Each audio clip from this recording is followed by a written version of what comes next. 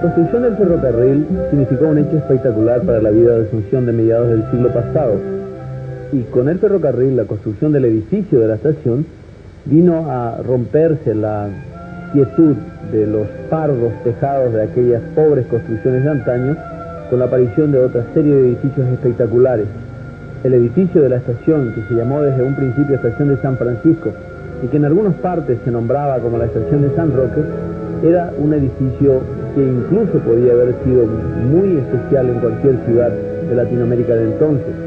Rompía con el trazado andamero de la ciudad por el hecho de la inserción de las vías férreas en un ángulo de 45 grados con el resto de las calles de Asunción. El edificio tuvo que así desafiar una norma de diseño de entonces y acomodar la estructura de su edificio al trazado del entorno de la ciudad.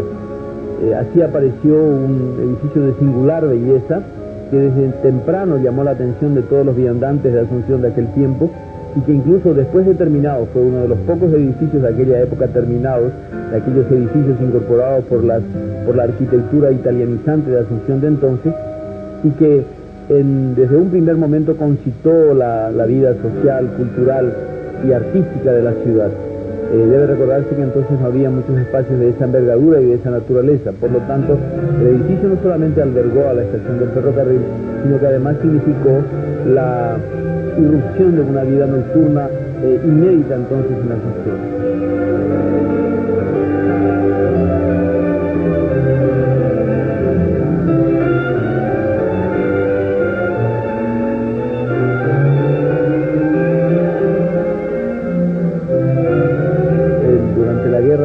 Sirvió de hospital de sangre y de hecho motivó un suceso bastante triste cuando el cortejo que llevaba los restos del general José Eduviges Díaz hasta el cementerio de la Recoleta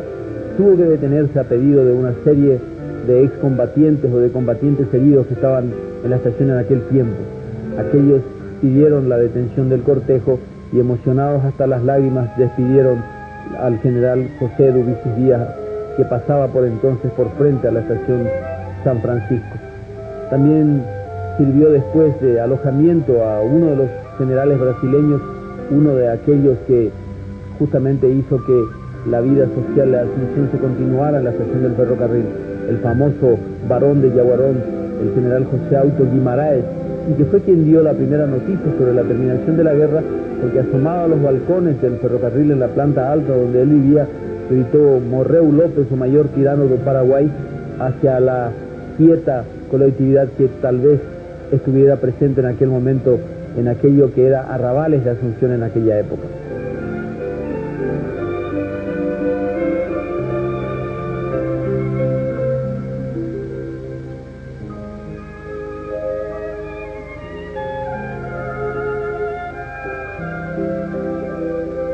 La construcción del edificio es una de las obras adjudicadas al inglés Alonzo Taylor, y que, así como el puerto, concitó la vida comercial y el movimiento de la población alrededor del edificio. En aquel momento uno o estaba alrededor del puerto o alrededor del ferrocarril para ver pasar la vida por Asunción. Y en realidad los dos edificios estuvieron unidos por la vía férrea por el primer trazado que se hizo entonces,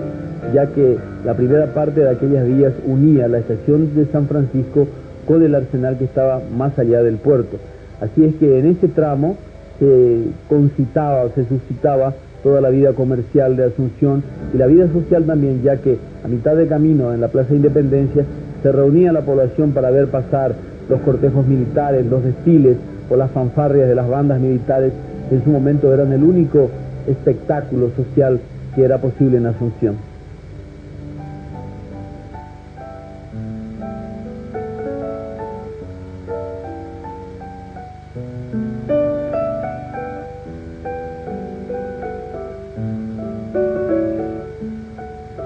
Por cerca del ferrocarril pasaba el famoso arroyo de Licuazatí, que nacía al pie de la escalinata de José de Antequera y Castro, en aquel momento Cerrito, Antequera o Sansoncué, y también ahí empezaban los arrabales de la ciudad. Terminaba la ciudad en donde estaba el antiguo cuartel de San Francisco, que fue también convento de San Francisco y que le dio su nombre precisamente a la estación. Un poco más allá estaba la iglesia de San Roque, que era una parroquia de indios en los primeros mapas que se conocen de Asunción, y posteriormente, con el advenimiento de la vía férrea, muchas familias empezaron a afincarse en su recorrido hasta Trinidad, por el hecho de que en aquel momento era una garantía de comunicación segura, sin atenerse a los continuos problemas que acarreaban las grandes lluvias, los raudales y la aglomeración de agua en muchas de las bocacalles de Asunción de aquel tiempo.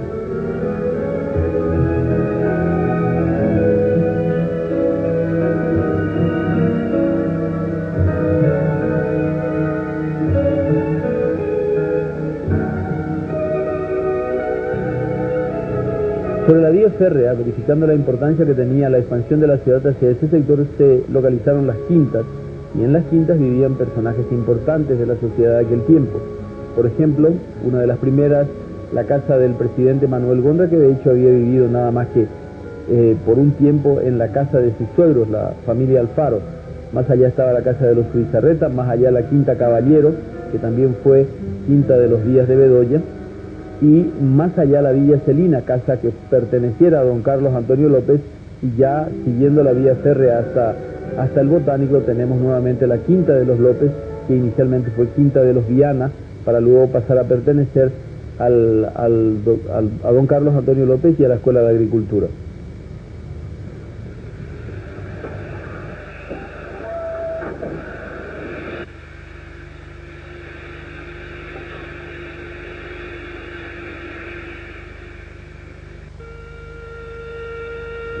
En cuanto al ferrocarril, si bien no fue el primer ferrocarril del Río de la Plata, como se acostumbra a decir, fue realmente el cuarto ferrocarril en América, después del de México, el de Estados Unidos, el de Chile. Sin embargo, tuvo algún protagonismo singular en la historia del ferrocarril en el mundo entero. Es el primer ferrocarril que condujo tropas para una guerra. Cuando el ejército paraguayo se rearmó en Cerro León, ya entonces las vías llegaban hasta el lugar, y fue también el primer ferrocarril en el mundo que protagonizó una batalla, ya que algunos soldados apostados en los vagones del ferrocarril paraguayo se habían batido con fuerzas aliadas en un combate próximo al campamento mencionado.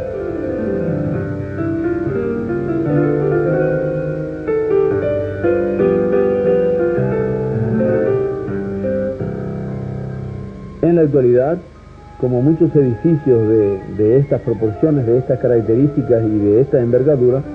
es importante que se comprenda que no está en condiciones de albergar o de desarrollar las mismas funciones que tenía antes. Ya nunca va a poder contener la complejidad de una estación ferroviaria, y sí es importante que se llame a retiro en cuanto a esa función. Sin embargo, es importante la conservación del ferrocarril, primero porque es un edificio de extraordinaria calidad, no solamente en cuanto a su concepción, a su diseño, a su arquitectura, sino también a sus detalles, sino que también debiera ser conservado para que la gente apreciara cuáles fueron las características del trabajo de la estación, cuáles fueron los elementos más peculiares que contenía, y